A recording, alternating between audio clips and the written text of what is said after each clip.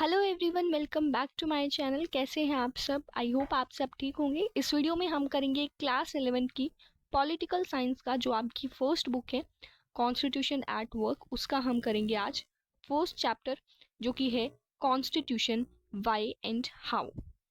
तो बेसिकली इस चैप्टर में हम क्या पढ़ने वाले हैं कि कॉन्स्टिट्यूशन जो है वो होता क्या है, ठीक है, कैसे बना है और इसकी कंपोजिशन क्या है, जिन्होंने कॉन्स्टिट्यूशन को बनाया है उसकी कंपोजिशन क्या है, ये सारी चीज़ें, कॉन्स्टिट्यूशन के फंक्शंस क्या है, क्यों बनाया गया है, ये सारी चीज़ें हम इस चैप्टर में कवर करने वाले हैं। तो मैंने सिलेबस जो है वो आपको बता दिया था, तो उसकी वीडियो भी आपको मिल जाएगी, ठीक है। और फटाफट से इस चैप्टर को हम फिनिश कर लेते हैं। और ये जो चैप्टर है वो काफ़ी इंटरेस्टिंग चैप्टर है। आप एक बार पढ़ोगे तो आपको खुद पता चल जाएगा मैं इस चैप्टर को इंटरेस्टिंग क्यों कह रही हूँ, ठीक है। हो सकता है एक बार के लिए आपको अच्छा ना भी लगे, बट कॉन्स्टिट्यूशन के बारे में है तो बहुत अच्छा चैप्टर है, ठीक है। और इवन कॉन्स्टिट्यूशन के बारे में तो हमें जनरल नॉलेज भी होनी चाहिए, यानी कि सबको पता होना चाहिए। ये नहीं है कि हम पॉलिटिकल साइंस के स्टूडेंट्स हैं तो सिर्फ हमें जानकारी होनी चाहिए, ये जानकारी सबके लिए ही है, ठीक है। तो फटाफट से इस चैप्टर को स्टार्ट करते हैं। तो इसका इंट्रो देखो, बुक का नाम ही पता है हमें, इंडियन कॉन्स्टिट्यूशन एट वर्क है।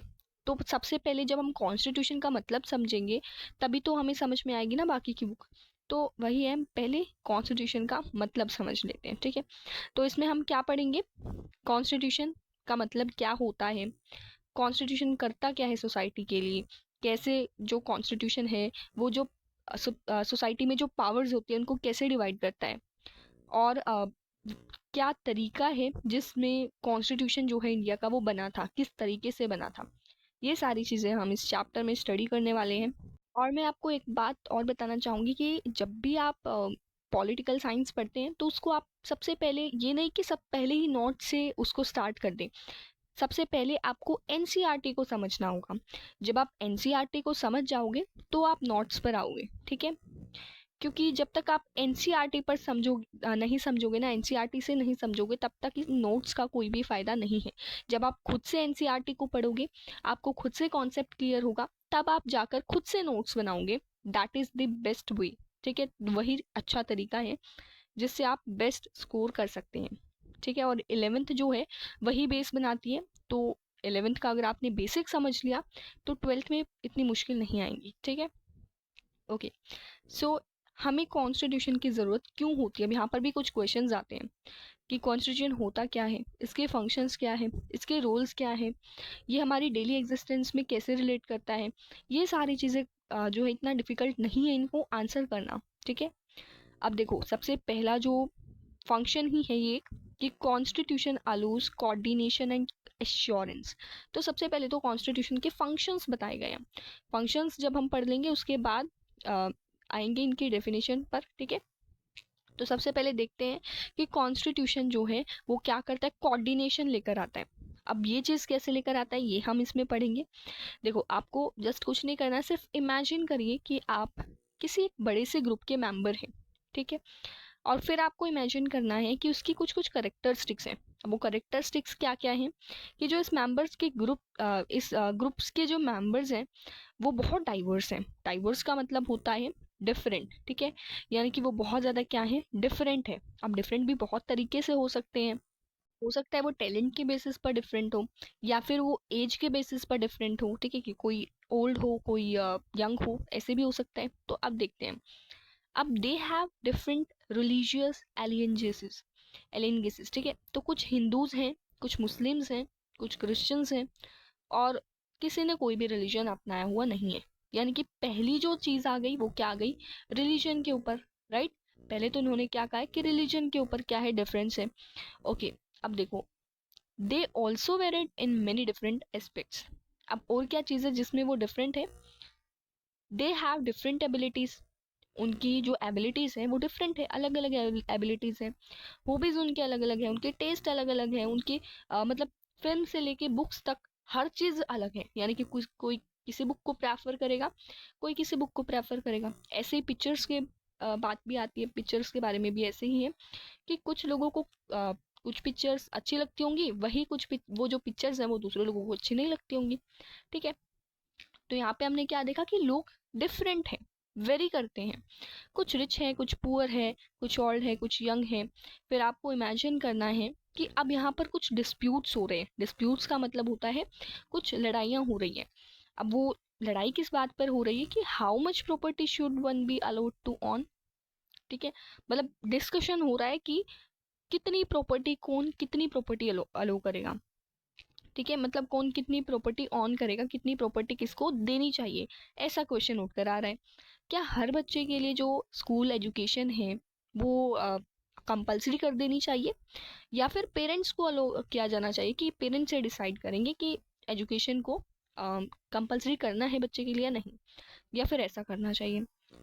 अब how much should this group spend on it's safety and security, safety और सिक्योरिटी पर ये ग्रुप जो है वो कितना पैसा खर्च करे।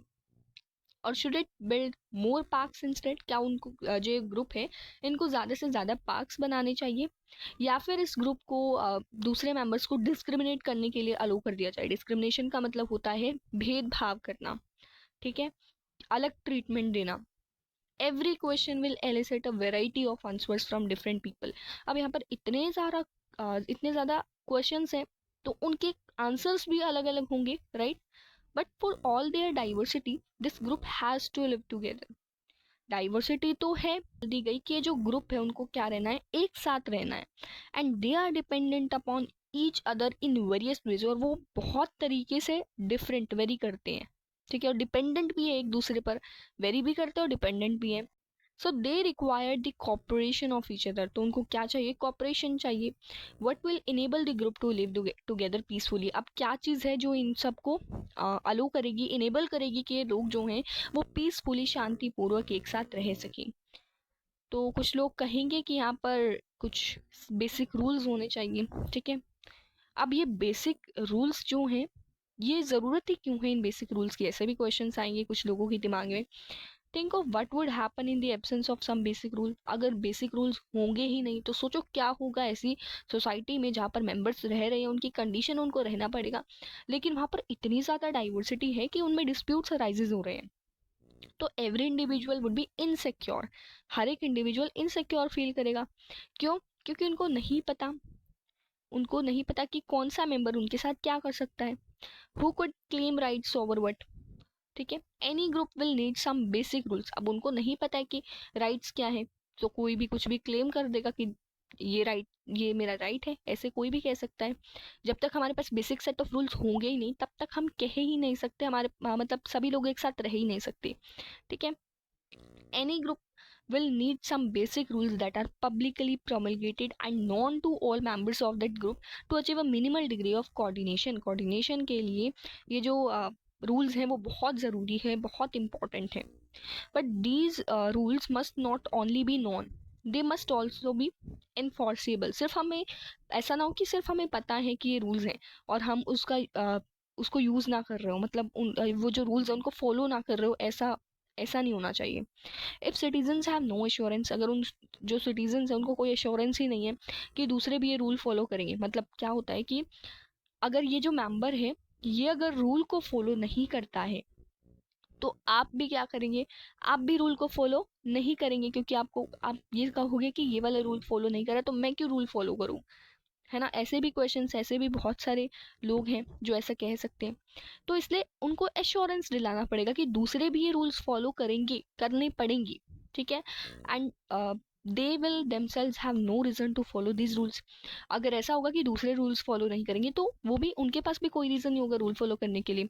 सेइंग दैट रूल्स जो है वो लीगली एनफोर्सेबल है। अगर लीगल तरीके से इनको एनफोर्सेबल बना दिया जाए, ठीक है। एनफोर्सेबल का मतलब होता है कि हर किसी को फॉलो करने पड़ेंगे, तो एक अश्योरेंस देता है हर किसी को कि सभी इसको फॉलो करेंगे, ठीक है। तो उनको भी करने पड़ेंगे और अगर नहीं करेंगे तो उनको पनिशमेंट मिलेगी। तो यही है पहला फंक्शन। अब एक तरीके से कहते हैं ना, जो पूरा सार है वो यही है, ये लाइंस हैं कि जो फर्स्ट फंक्शन है कॉन्स्टिट्यूशन का वो क्या है, is to provide a set of basic rules, की बेसिक जो रूल्स है वो प्रोवाइड किए जाए। अब आपने देख लिया क्यों प्रोवाइड किए जाने चाहिए, ये सारी चीज़ें आपको ऊपर एक्सप्लेन कर दी। तो बेसिक रूल्स जो हैं वो जो सिटीजन्स हैं उनको प्रोवाइड किए जाने चाहिए, ताकि क्या हो सके, कोऑर्डिनेशन लोगों में हो सके amongst the members of the society. Okay, so ये जो फंक्शन है ये आपको एज इट इज़ याद कर लेना है। आप इसको 2-4 बार पढ़ोगे तो आपको वैसे ही याद हो जाएगा। वैसे तो हो भी गया होगा क्योंकि आपने पूरा पढ़ लिया है कि एक्चुअल में क्यों ज़रूरत है, तो आप इसको अच्छे से समझ भी पाओगे। ठीक है, कि first function of a constitution is to provide a set of basic rule that allow for minimal coordination amongst the members of the society. Okay, next जो टॉपिक है हमारा वो है specification of decision making powers. ये जो topic है ना, इसको हम नेक्स्ट वीडियो में कवर करेंगे। ठीक है, अब नेक्स्ट वीडियो में इसलिए कवर करेंगे ताकि आपका जो पहला वाला फंक्शन है ना, जितना हमने अभी पढ़ा है ना, वो आपको सारा क्लियर हो जाए। फिर जब आप आगे जाओगे ना तो आपको सब समझ में आ जाएगा। ठीक है, क्योंकि आपने पहला फंक्शन पढ़ लिया है और फिर आप धीरे धीरे आगे जाओगे तो ऐसे ही 3-4 फंक्शंस यहाँ पर आएंगे, तो वो 4 फंक्शंस आपको याद करने हैं। तो पहले आप फर्स्ट वाला फंक्शन याद कर लीजिए, फिर हम सेकंड पर चलेंगे। ठीक है, ऐसे ही डेली वीडियोस आपको मिलती रहेंगी। और अगर आपको मेरी वीडियो जो है वो अच्छी लगी हो तो प्लीज़ एक लाइक ज़रूर दे देना, और साथ ही इस चैनल को सब्सक्राइब भी कर देना, शेयर भी कर देना। अगर आपको अच्छी लगी हो वीडियो तो फ्रेंड्स के साथ शेयर भी कर सकते हैं। ठीक है, सो मिलते हैं अपने नेक्स्ट वीडियो में। Thank you.